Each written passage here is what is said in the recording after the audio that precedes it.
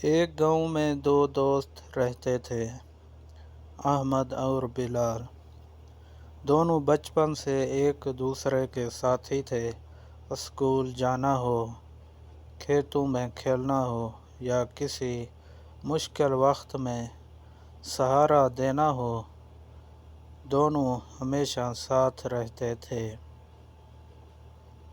ایک دن دونوں دوستوں نے فیصلہ کیا کہ وہ جنگل کی سیر کو جائیں گے۔ جنگل گھنا اور خطرناک تھا، لیکن دونوں کا حوصلہ بلند تھا۔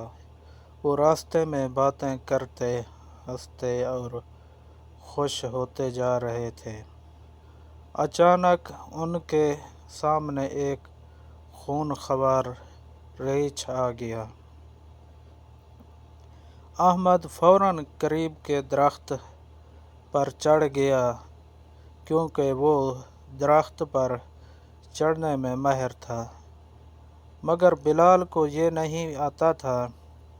بلال نے فوراً زمین پر لیٹ کر سانس روک لی اور ایسے ظاہر کیا جیسے وہ مر چکا ہو۔ ریچھ آہستہ آہستہ اس کے قریب آیا۔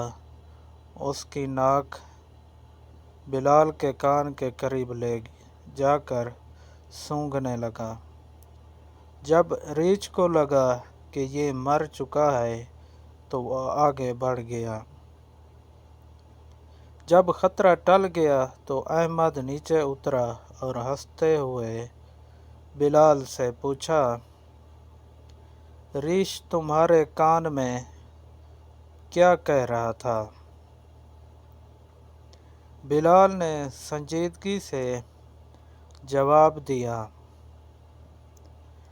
ریچھ نے کہا، اس دوست پر کبھی اعتبار نہ کرو جو مشکل وقت میں درخت پر چڑھ کر اپنی جان بچا لے اور تمہیں خطرے میں اکیلا چھوڑ دے۔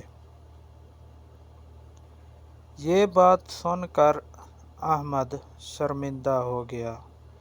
اس دن کے بعد دونوں میں فاصلے پیدا ہو گئے، کیونکہ دوست وہی ہوتا ہے جو مشکل وقت میں ساتھ دے، نہ کہ اپنی جان بچا کر دوسروں کو اکیلا چھوڑ دے۔